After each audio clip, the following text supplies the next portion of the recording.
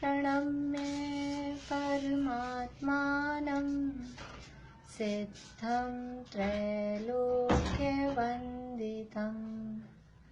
स्वाभाविक चिदानन्द स्वरूपं निर्मलाव्ययम् शुद्धजीवादिद्रव्याणां देशकं च जिनेश्वरम् द्रव्यसङ्ग्रहसूत्राणां वृत्तिं वक्ष्ये समासतः जीवमजीवमदवं जिणवरवसहेण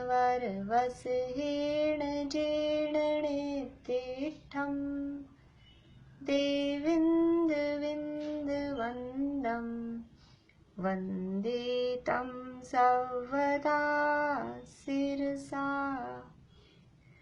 कहे जीव अजीव जिनवर वृषभ ने लोक में वे वंद्य सुरपति वृंद से वंदन करूं कर जोड़ में।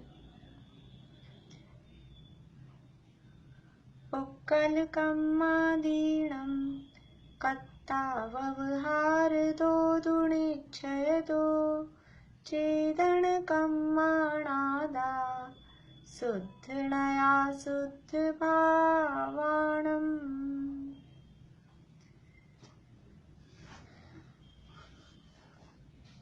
द्रव्य संग्रह की चर्चा अपनी चल रही है। गाथाएं कोई सुनाएंगे आज?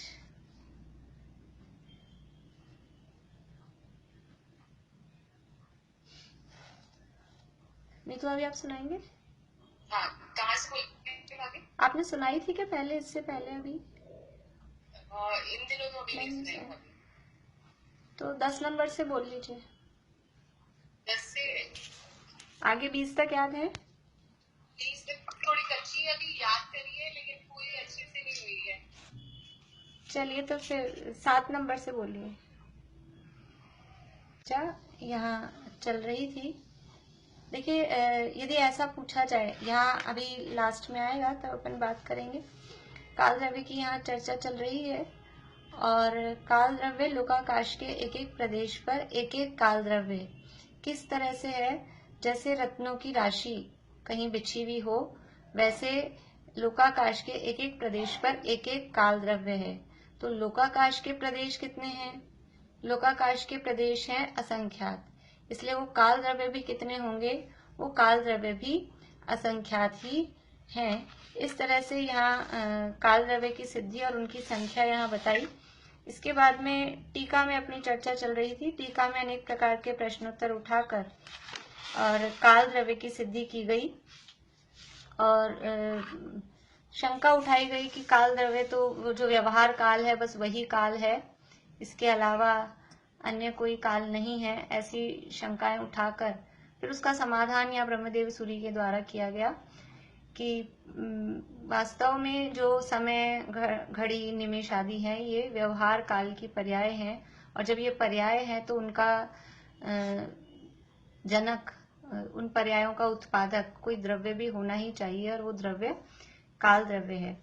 इसके बाद में यहाँ समय किसे कहा था, तो उसके आधार पे प्रश्न उठाया था कि वो मंद गति से गमन कर रहा है, उसको आपने एक समय कहा, तो वो 14 राजु गमन करेगा तो उसमें असंख्यात समय लगने चाहिए, क्योंकि एक समय में एक प्रदेश गमन करता है। तो असंख्यात प्रदेश गमन कर रहा है 14 राजु, तो उसमें भी असंख्यात समय लगने चाहिए। ऐसा यहाँ प्रश्न उठाया, परंतु फिर समाधान किया कि वो एक समय में एक प्रदेश जो गमन कर रहा है वो तो उसकी मंद गति की अपेक्षा से कहा है। यदि तीव्र गति से गमन करे परमाणु तो एक समय में ही वो 14 राजु यानी असंख्यात प्रदेश को क्रॉस वो भी एक समय में कर सकता है, और मंद गति से गमन करे तो एक समय में एक ही प्रदेश को क्रॉस कर सकता है। ये सारी बात हुई। अब पेज नंबर 76 लास्ट वाला पैरा अपना यहाँ चल रहा था टीका का। विषय ख्याल में आ गया आप लोगों को? छुट्टी हो गई है काफी दिनों की, तो पीछे से पढ़ूंगी तो वापस से फिर पीछे से पूरा हो जाएगा। विषय तो ख्याल में आ गया ना क्या चल रहा था। देखिए अपन बिल्कुल जहां छोड़ा था वहीं से शुरू कर रहे हैं। ये भी थोड़ा पढ़ लिया था लेकिन अपन यहीं से शुरू कर रहे हैं।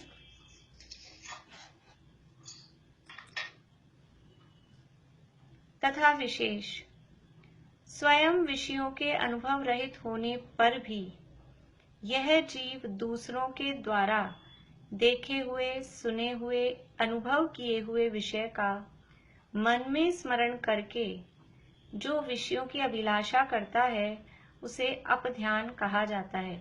एकदम से ऐसा लगता है कि प्रकरण ही बदल दिया, काल द्रव्य की बात चल रही थी, ये अपध्यान कहाँ से आ गया। लेकिन इसको आगे जाके जोड़ा है, अपन ने पढ़ लिया था ये पूरा। अपध्यान कहा जाता है, यानी अपध्यान किसे कहा कि विषयों की अभिलाषा, पूर्व में जो विषयों का अनुभव किया था या दूसरों ने जो विषयों का अनुभव किया था उसको याद करके, उनका मन में स्मरण करके विषयों की इच्छा करना, उसका नाम है अपध्यान। अप यानी खोटा, ध्यान यानी चिंतन करना, विचार करना। तो विषयों की इच्छा करना, विषयों के, पंच इंद्रिय के विषयों के बारे में विचार करना। अथवा जो अनर्थ दंड में जो अपध्यान आता है, काहू की धनहानि किसी जय हार न चिंते, वहां किसी के धन का नाश का विचार करना, किसी की हार जीत के बारे में विचार करना, उसका नाम अपध्यान का। वो तो खोटा ध्यान साक्षात में है ही, परंतु हमें पांच इंद्रियों के विषय प्राप्त हो जाएं, अभी ये लाना है, ये खरीदना है, एक ये बन जाए, एक ये ऐसा चाहिए, आज खाने में ये बनना है, ये जो विचार चलता रहता है, ये सब क्या है? आज शाम को खाने में क्या बनाना है, कल क्या बनाना है, ये खाना है, ये पहनना है, शादी आ रही है तो ये इस दिन पहनना है, ये जो सारी जो अपने विकल्प चलते हैं, ये सब क्या है? ये अपध्यान है, खोटे ध्यान है। पंच इंद्रियों के विषयों का अभिलाषा, और वो अभिलाषा कैसे करते हैं कि स्वयं विषयों के अनुभव रहित होने पर भी यह जीव दूसरों के द्वारा देखे हुए, सुने हुए, अनुभव किए हुए विषय का मन में स्मरण करके, यानी खुद ने अनुभव किया है उसका विचार करता है, वो तो अपध्यान है ही है, लेकिन खुद ने कोई विषय को भोगा नहीं, कोई विषयों की प्राप्ति की नहीं, लेकिन दूसरे जीवों को उन विषयों में समझ लीजिए मग्न देखकर, वो विषय दूसरों के पास में देखकर, और फिर खुद वो विषयों की, किसी का मकान देखे आते हैं तो उन्होंने कुछ जो भी नया बनाता है वो नई टेक्नोलॉजी और नई नई हर चीज नई यूज लेता है। आप आज बनाओ मकान और 2 साल बाद पुराना हो जाता है, सारी चीजें आपकी आउट ऑफ डेट हो जाती हैं, 2 साल 3 साल में, इतनी जल्दी ये चेंज होते हैं। तो किसी और ने बनाया, उसके उद्घाटन में नांगल में जाके आया, उसने उसका देख के अपन भी ऐसा ही करेंगे, अपन भी ऐसा ही बनाएंगे। ये दूसरे के द्वारा जो देखे गए, सुने हुए, अनुभव किए गए जो विषय हैं, उसकी अभिलाषा स्वयं करता है।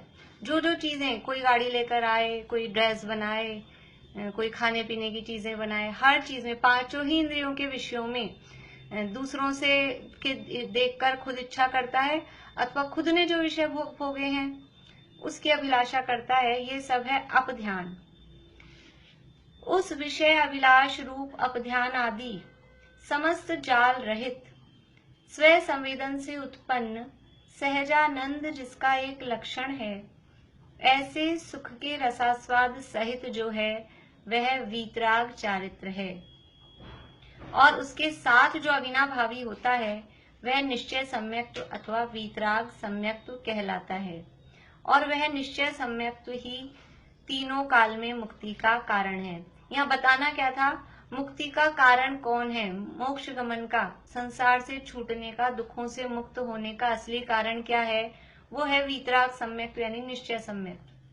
अब उस निश्चय सम्यक्त्व को बताने के लिए कहाँ बताया पीछे से कि वो निश्चय सम्यक्त्व कौन है, वीतराग चारित्र के साथ अविनाभावी है। निश्चय सम्यक्त्व क्या है, वीतराग चारित्र के साथ अविनाभावी। अविनाभावी मतलब उसके बिना नहीं हो, ये उसके बिना नहीं हो, वो उसके बिना नहीं हो, वो अविनाभावी यानी साथ। तो वीतराग चारित्र के साथ जो होता है वो वीतराग सम्यक्त्व है। वीतराग सम्यक्त्व वो मुक्ति का कारण है, ये बताना था। तो ये वीतराग सम्यक्त्व क्या है, तो वीतराग सम्यक्त्व है जो वीतराग चारित्र के साथ होता है, वो वीतराग सम्यक्त्व है। तो फिर प्रश्न उठा कि वीतराग चारित्र क्या है, तो वीतराग चारित्र है कि विषयाभिलाषा रूप जो अपध्यान है उससे रहित और स्व संवेदन से उत्पन्न सहजानंद रूप लक्षण वाला, और ऐसा सुख रस के आस्वाद, सुख के रसास्वाद से सहित है। वीतराग चारित्र क्या है? पहली बात, विषयों की अभिलाषा रूप जो अपध्यान है उससे रहित है, वो वीतराग चारित्र है जिसमें पंच इंद्रियों की विषयों की अभिलाषा रूप जो खोटा ध्यान है, अपध्यान है, ऐसा ध्यान जिसमें नहीं है।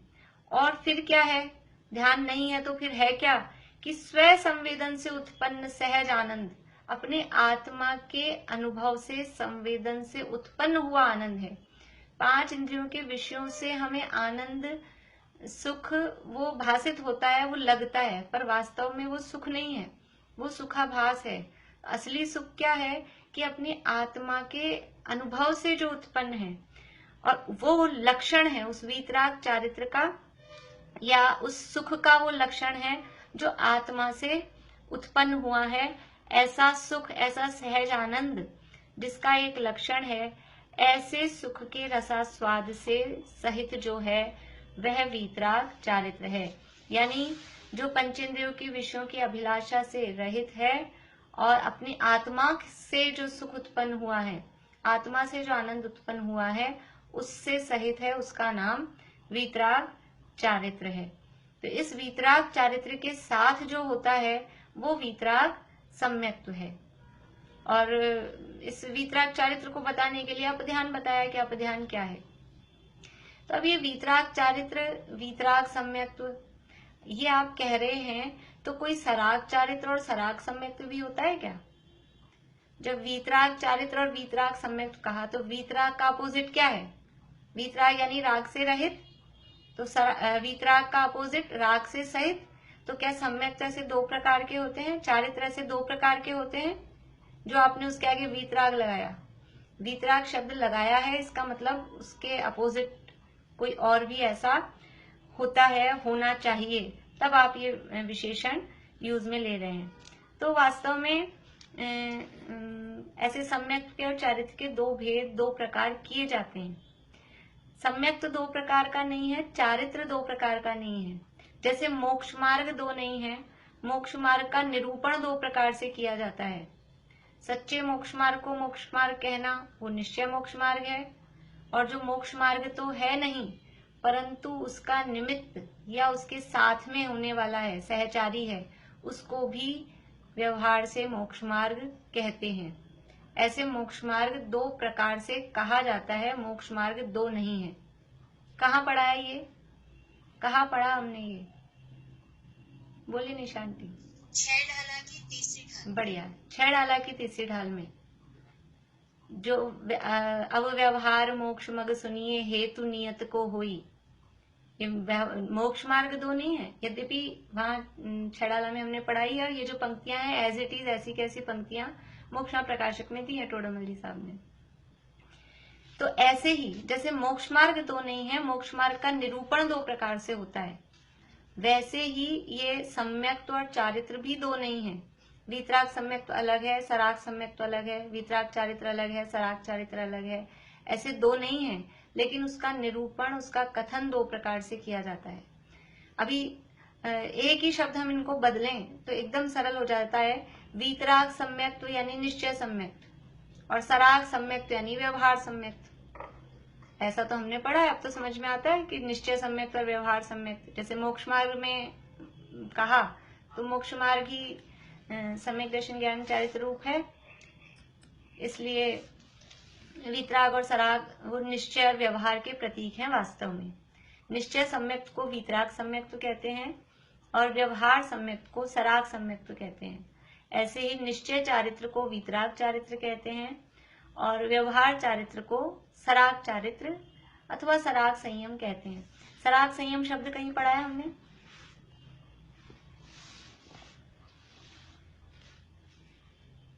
शायद तत्वार सूत्र में। हाँ, किस प्रकरण में पढ़ा है? आश्रम, मैंने पढ़ा नहीं है। आश्रम। बढ़िया, देवायु के आश्रव के कारण, देवायु के आश्रव के कारणों में पढ़ा है हमने। सराग संयम संयमा संयम बाल तपांसी च देवस्य। सराग संयम, सराग संयम किसे कहते हैं? संयम के साथ होने वाला राग। संयम में राग नहीं है, संयम राग वाला नहीं होता, लेकिन संयम के साथ में जो राग होता है उसके कारण उसको सराग संयम कहते हैं। ऐसे ही चारित्र में राग नहीं है। चारित्र तो राग द्वेष से रहित परिणति का नाम चारित्र है। चारित्र किसे कहते हैं? चारित्र का अपोजिट क्या है? चारित्र का घातक क्या है? चारित्र का घातक चारित्र मोहनीय है। और चारित्र मोहनी का मतलब कषाय। चारित्र मोहनी के भेदों में क्या आती हैं? 25 कषाय। और 25 कषायों को हम 2 शब्द में कहें तो राग और द्वेष। तो जहां चारित्र है वहां राग द्वेष नहीं है, जहां राग द्वेष है वहां चारित्र नहीं है। तो चारित्र तो राग द्वेष से रहित है, वीतराग ही होता है। लेकिन उस चारित्र के साथ साथ में कुछ जो राग है, यानी जो राग है वो राग है और जो वीतरागता है वो चारित्र है।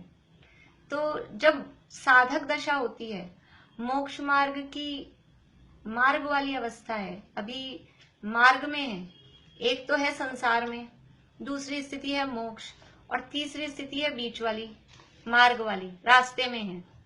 तो जो मार्ग वाली स्थिति है वहां ऐसी डबल पोजीशन चलती है, क्योंकि वहां ना तो पूरा वीतराग हुआ है ना पूरा सराग बचा है। संसार है, संसारी है, तब तक पूरा सरागी है। मुक्त हो गया तो पूरा वीतरागी हो गया। लेकिन जो अभी मार्ग में है, मोक्ष मार्ग में है, वो ना पूर्ण रूप से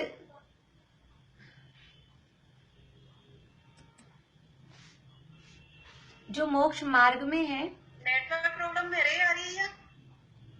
नेटवर्क प्रॉब्लम, आप लोगों को आवाज आ रही है सबको?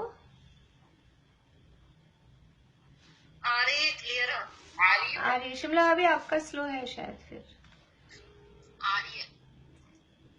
तो 3 चीजें देखी हमने, एक है संसार, एक है मोक्ष, और तीसरी है बीच वाली स्थिति। तो संसार तो एक दशा है, मोक्ष एक दशा है, और बीच वाली स्थिति है वो मार्ग वाली स्थिति है। जब हम ट्रेन में हैं, हम जा रहे हैं सम्मेद शिखर जी, तो हम जयपुर में हैं कि सम्मेद शिखर जी हैं? अभी ट्रेन में है, रास्ते में है। तो रास्ते में है तो जितना जितना रास्ता पार हो गया उतना सम्मेद शिखर जी के निकट है, और जितना अभी रास्ता पार नहीं हुआ उतना उससे दूर है। ऐसे ही मोक्ष मार्ग में है तो जितने जितनी कषायों का अभाव हो गया उतना वीतराग है, और जितनी कषाएं बची है उतना सराग है। तो इस कारण ये चारित्र को और सम्यक्त को ऐसा सराग सम्यक्त, सराग चारित्र इस तरह से कहा जाता है। यानी जो वास्तव में सम्यक्त है, श्रद्धा गुण के घातक जो कारण है उनका अभाव हुआ, या कहें शुद्ध आत्मा की जो अनुभूति रूप सम्यक्त है वो निश्चय सम्यक्त है। और उस सम्यक्त के साथ में क्या होता है? उस सम्यक्त के साथ में सच्चे देवशास गुरु की श्रद्धा होती है। सच्चे देवशास गुरु की श्रद्धा होगी, 6 द्रव्यों का, 7 तत्वों का विकल्पात्मक रूप में चिंतन होगा। इन सबको भी सम्यक्त कहना। देवशास गुरु की श्रद्धा, देखिए हमको जिनवाणी में सम्यक्त की परिभाषा अलग अलग ग्रंथों में अलग अलग प्रकार से मिलती है।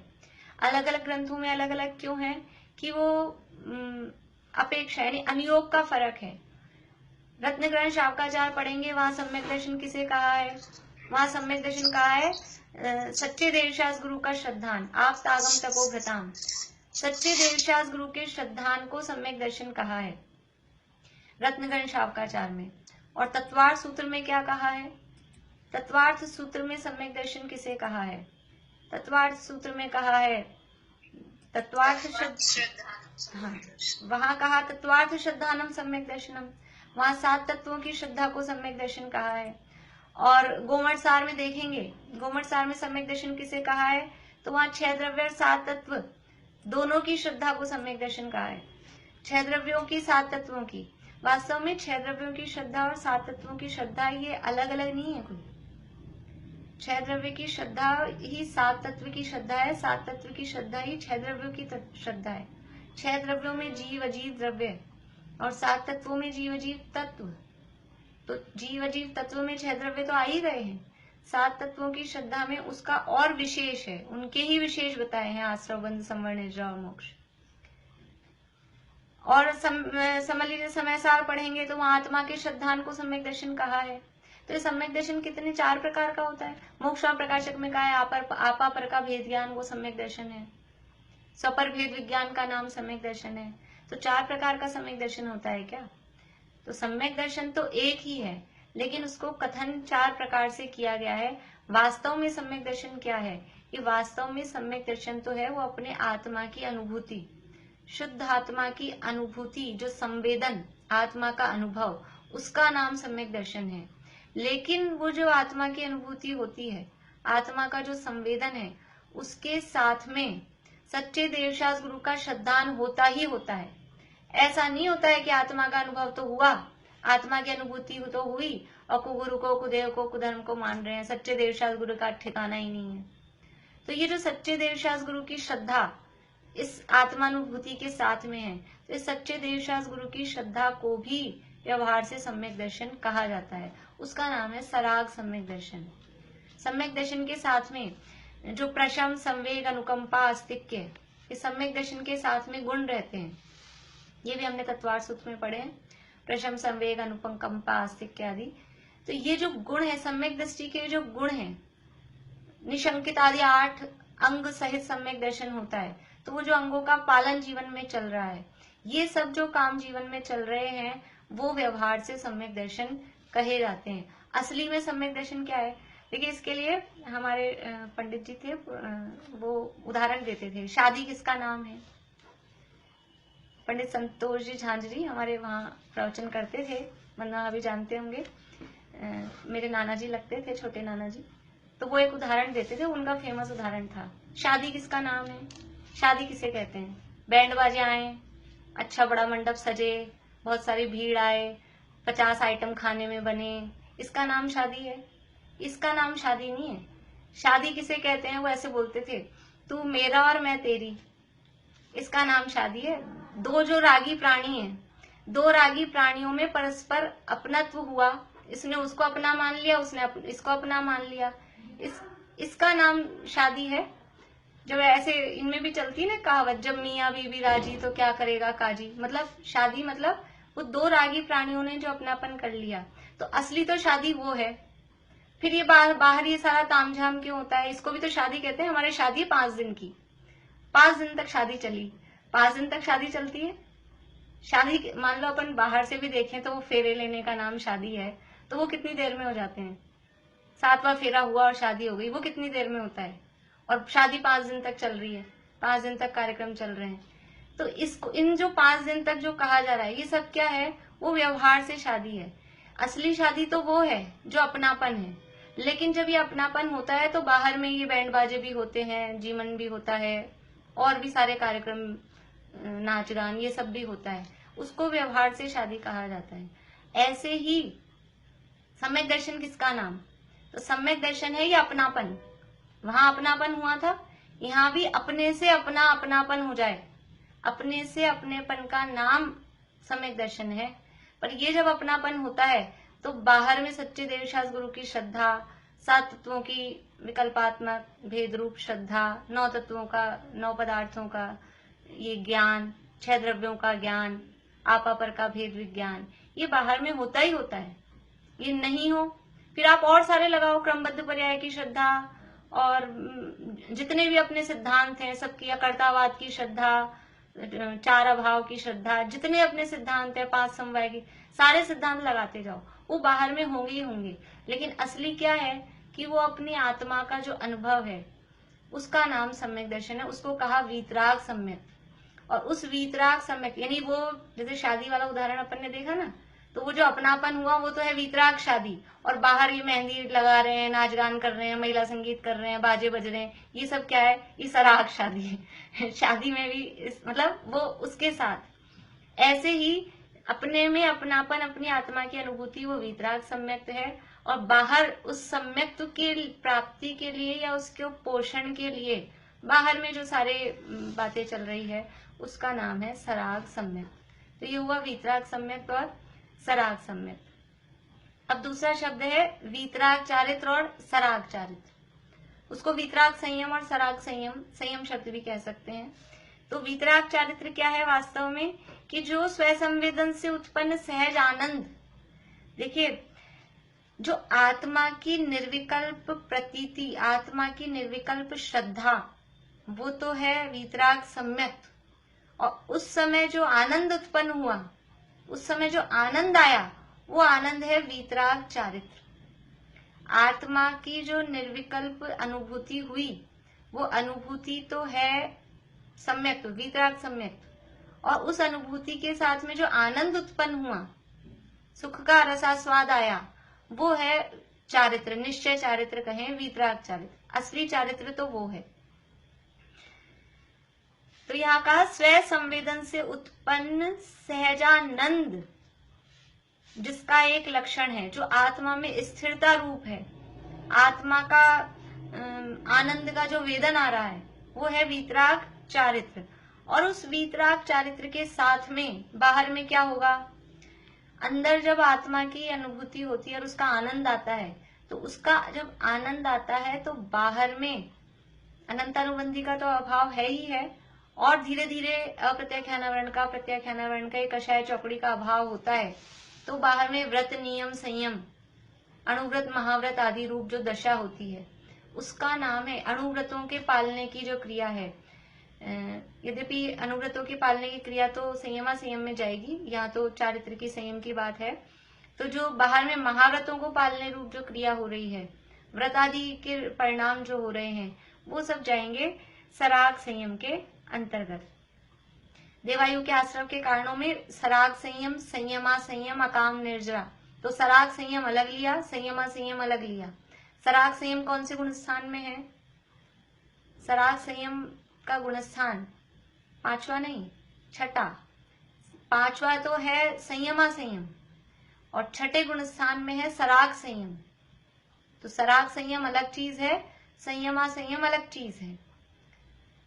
संयमा संयम पांचवें गुणस्थान में अलग ही स्थिति है, ना वहां पूर्ण संयम है, ना वहां असंयम है, तो वो संयमा संयम है। संयम या चारित्र की शुरुआत वो कही जाती है छठे गुणस्थान से, संयम की का प्रारंभ। संयमी कौन कहलाएंगे? छठे गुणस्थान से संयमी कहलाएंगे। छठे गुणस्थान से पहले पांचवे वाले संयमी नहीं है, चौथे वाले तो अविरत है ही है, पांचवे वाले भी संयमी नहीं कहेंगे, वो संयमा संयम है, वो अलग दशा है।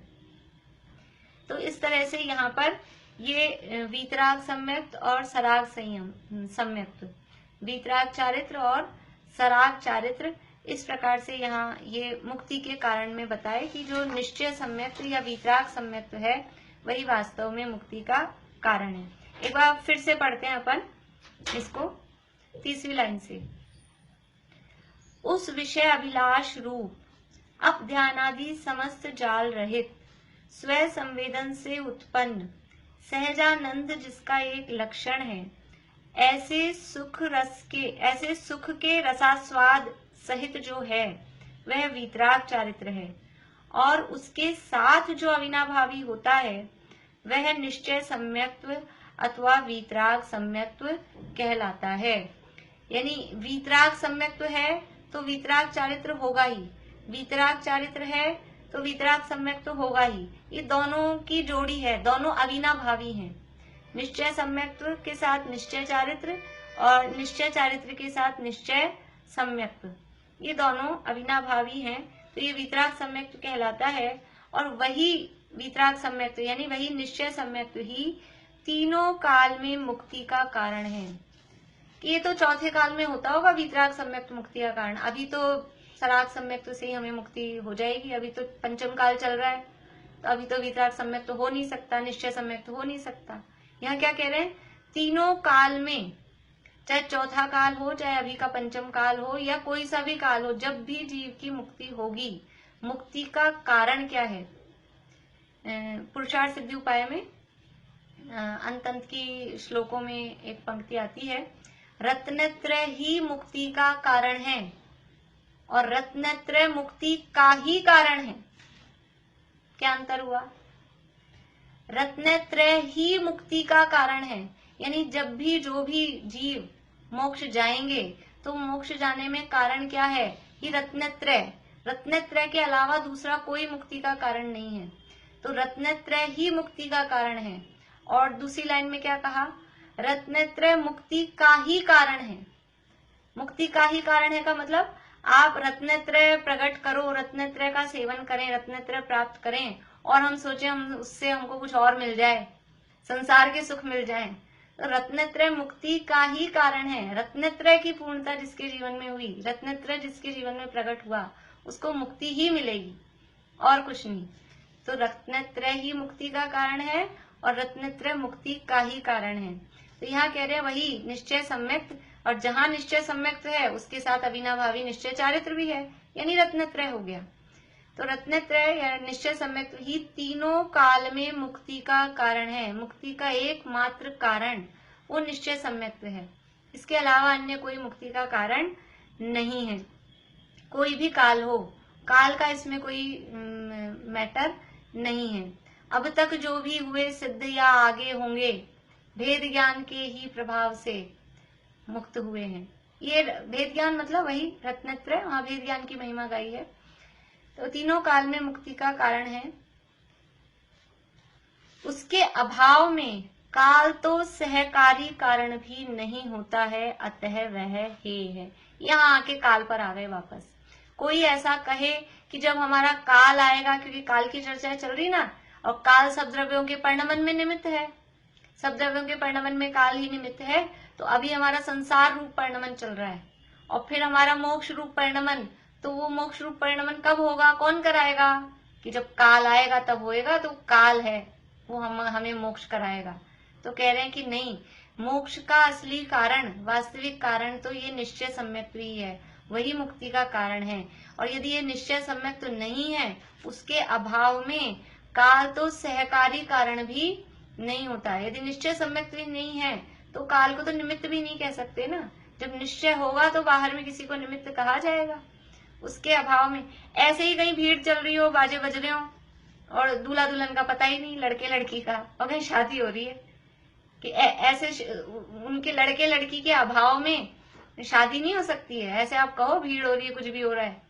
बारात किसे कहते हैं, जहां आगे वर हो, बारात, वर आत, वहां वर यानी दूल्हा हो और फिर उसके पीछे जो भीड़ चले उसका नाम बारात है। दूल्हा तो है ही नहीं, अकेली भीड़ है, तो कहीं बारात आ रही है, ये उसको बारात नहीं कहते, उसको भीड़ कहते हैं।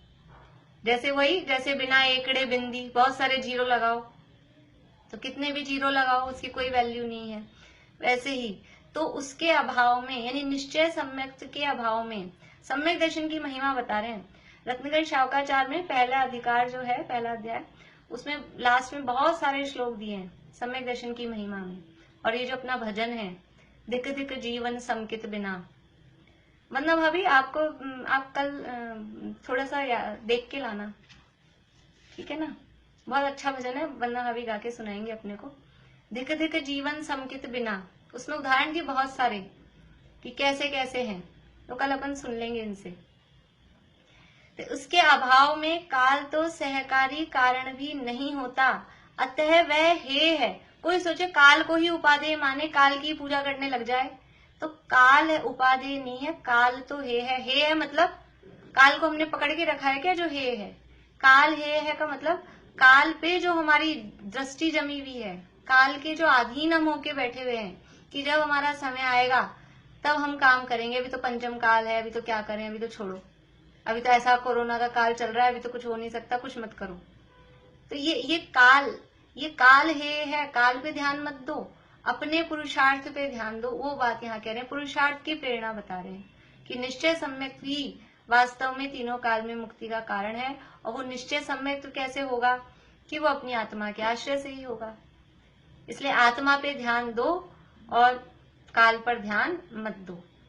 उसके अभाव में काल तो सहकारी कारण भी नहीं होता, अतः वह हे है, अर्थात निमित्त से काम नहीं होता। काल तो निमित्त है। यहाँ जो काल को बताया, द्रव्य परिवर्तन, वो सारा जो बताया, वो काल तो द्रव्यों के परिणमन में निमित्त है, और निमित्त है वो करता नहीं होता। निमित्त है वो कार्य होने में सहायक होता है, उपस्थित होता है, प्रेजेंट रहता है, खड़ा रहता है, लेकिन वो कार्य को कर देगा। अभी हम सब बैठे हैं, मैं समझ लीजिए यहाँ पढ़ रही हूँ, तो मैं पढ़ रही हूँ, तो अब जिसके नेटवर्क नहीं आ रहा तो उपादान जिसका खराब है उसको निमित्त क्या करे? जिसके नेटवर्क खुद के नहीं आएगा उसको आवाज नहीं आएगी, फिर क्या करेंगे? तो उसके अभाव में यानी वो काल तो निमित्त है। तो जब तक उपादान नहीं होगा, उपादान में योग्यता नहीं होगी, तो वो निमित्त कुछ कर नहीं सकता, क्योंकि निमित्त कार्य का कर्ता नहीं होता। निमित्त तो जब आपके कार्य हो रहा है उस समय वो प्रेजेंट है, उपस्थित है, खड़ा है। उसके अभाव में काल तो सहकारी कारण भी नहीं होता, अतः वह हे है।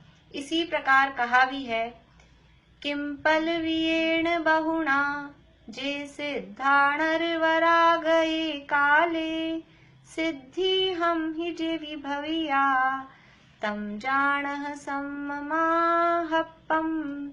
बहुत कहने से क्या, जो श्रेष्ठ पुरुष भूतकाल में सिद्ध हुए हैं, होते हैं और भविष्य काल में होंगे, वह सम्यक्त्व का महात्म्य जानो। महात्म्य मतलब महिमा।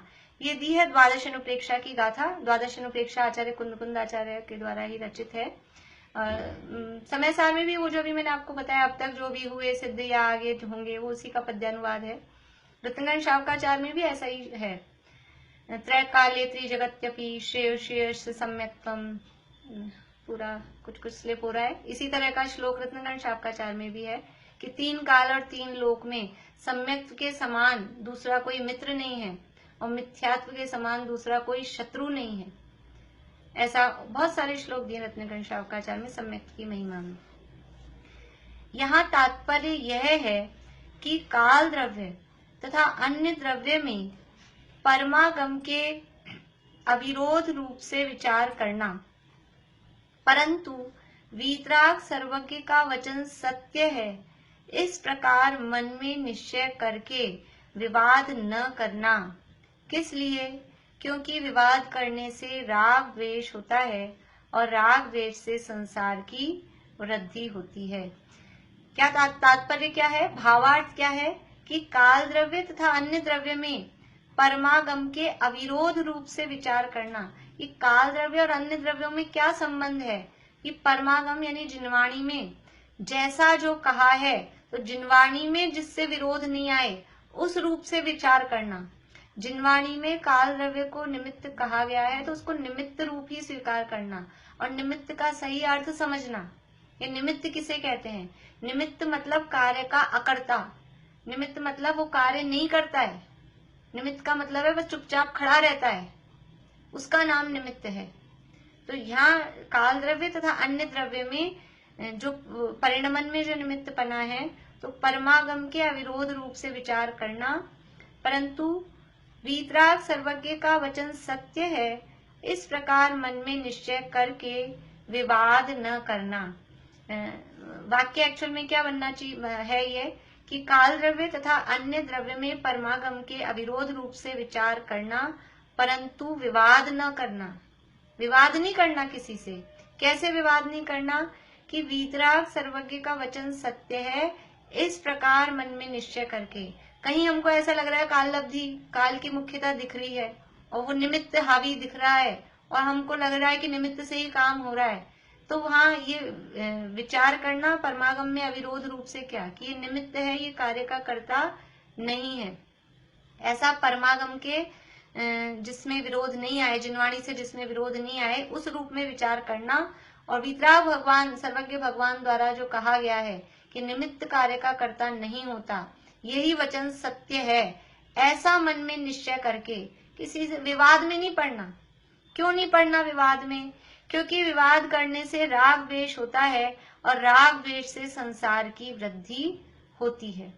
यानी कोई अपने को ऐसा मिल जाए, समझ लीजिए, और वो कुतर्क करे और खोटे तर्क करे और सामने वाला निमित्त को ही कर्ता माने, तो सबसे पहले हम कोशिश करें, समझाने की कोशिश करें, और यदि वो समझ में आ जाए कि नहीं समझ पा रहा है, हमको ये समझ में आ जाए, ख्याल में आ जाए कि वो तो अपनी बात पे अड़ा हुआ है, तो हमें क्या करना कि वीतराग सर्वज्ञ भगवान द्वारा कहा गया वचन ही सत्य है। हमने जो सीखा है, सुना है, समझा है, वो बात सही है, ऐसा मन में निर्णय करके अपनी बात अपने पास रखना, विवाद में नहीं पड़ना। क्योंकि विवाद में पड़ने से राग द्वेष बढ़ते हैं और कुछ हल होने वाला नहीं है। यानी जितनी भी बात है जिनवाणी की, ये जो मिथ्या मान्यताएं छुड़ाई जा रही हैं, जो भी समझ लीजिए बताई जाती हैं बातें, ये सब अपनी मान्यता सुधारने के लिए।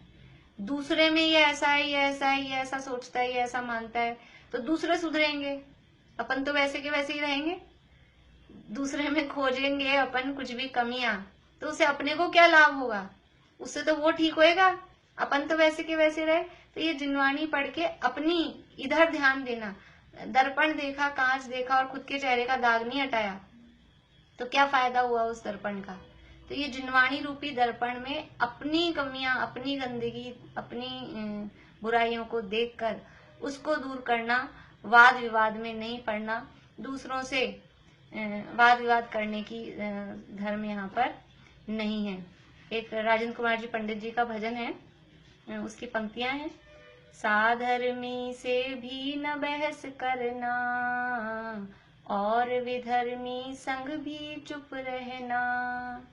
बुद्धू बनकर जो रह जाओगे, बहुत विवादों से बच जाओगे। बुद्धू बन के रह जाना। थोड़ा जब पात्रता दिखे किसी को कि ये समझने वाला है, तो समझाने की कोशिश करना। अदरवाइज हम तो बुद्धू ठीक हैं, अपने को तो अपना ठीक करना है। दूसरे के साथ वाद विवाद में और अपने ज्ञान दिखाने के चक्कर में तर्क वितर्क में पड़ गए, तो उससे कुछ अपना भला होने वाला नहीं है।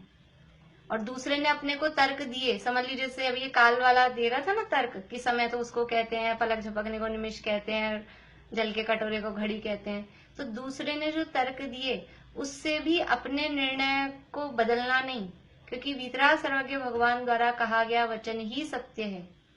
ऐसा अपना निर्णय रखना। उसने जो तर्क दिए, हम उसका खंडन कर पाए, उसको समझ में आ जाए तो ठीक है, नहीं आए तो ठीक है। हम अपनी मान्यता अपने पास, जो सही निर्णय है वो हमें अपने पास में रखना है। ऐसा यहाँ पर हमको तात्पर्य भावार्थ बताया है। ये हमको हमारा प्रयोजन इससे क्या सिद्ध होता है, ये हमको करने योग्य कर्तव्य यहाँ पर बताया है। इस प्रकार काल द्रव्य के व्याख्यान की मुख्यता से 5वें स्थल में 2 गाथाएं पूर्ण हुई। इस प्रकार 8 गाथाओं के समुदाय से 5 स्थलों में उद्गल आदि 5 प्रकार के अजीव द्रव्यों के कथन रूप से दूसरा अंतराधिकार पूर्ण हुआ। ये जो पैराग्राफ है, 3 लाइनें, ये मैं आप लोगों से कल पूछूंगी कि ये क्या कहा है। ये सबसे शुरू में जो ग्रंथ शुरू हुआ था ना, वहां शुरू में भूमिका दी थी अपन ने। जो नोट्स हैं उसमें थोड़ा चार्ट बनाया, पूरा का पूरा फुल इतना चार्ट नहीं है, लेकिन थोड़ा सा उसमें चार्ट है। उसके बाद भी जो इंडेक्स जैसी चीज है, उस इंडेक्स में ये बातें दी है। तो ये क्या कहा है, ये आप लोग देख के आना, समय मिले जैसे भी। इसकी चर्चा अपन कल करेंगे। यानी ये एक टॉपिक पूरा हुआ है।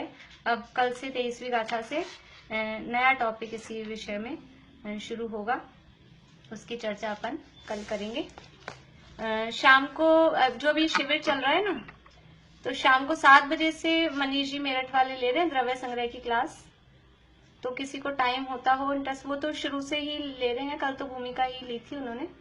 तो यदि आप लोगों को इंटरेस्ट हो, टाइम हो, पर वो यूट्यूब पे डॉक्टर मनीष जैन मेरठ पे आएगा यूट्यूब पे तो। और उसकी जूम की लिंक अलग है, जो पीटीएसटी की नॉर्मल वाली लिंक है वो नहीं है। तो अगर आप लोग इंटरेस्टेड हो, किसी को सुनना हो, तो मुझसे लिंक ले लेना आप लोग। लिंक वही है जो संजीव जी की चलती है ना, क्रमबद्ध पर्याय वाली, वही फर्स्ट ईयर की लिंक है, तो वही लिंक रहेगी वो। और यूट्यूब चैनल उनका यूट्यूब पे सुन सकते हैं, डॉक्टर मनीष जैन मेरठ यूट्यूब पे डालेंगे। शाम को 7 बजे से लाइव आता है। और बाकी भी अच्छी क्लासेस वगैरह चल रही हैं, जैसे जो आप लोग लाभ लें वैसे बराबर लें। दीदी 5वें स्थल मतलब 5वां आपको थोड़ा सा ये पढ़ना पड़ेगा, नहीं तो कल करेंगे अपन चर्चा। ये शुरू में दिया है पेज नंबर 2 से, पेज नंबर 2 और 3 आपको पढ़ना पड़ेगा अपने ग्रंथ का, तो आपको थोड़ा कुछ समझ में आ सकेगा। नहीं बाकी चर्चा अपन कल करेंगे, अभी समय भी नहीं है, इसलिए मैंने आप लोगों को छोड़ा है। अगर कोई आप पढ़ें तो ठीक है, नहीं तो कल करेंगे। चलिए, जय जिनेन्द्र। अभी जय जिनेन्द्र।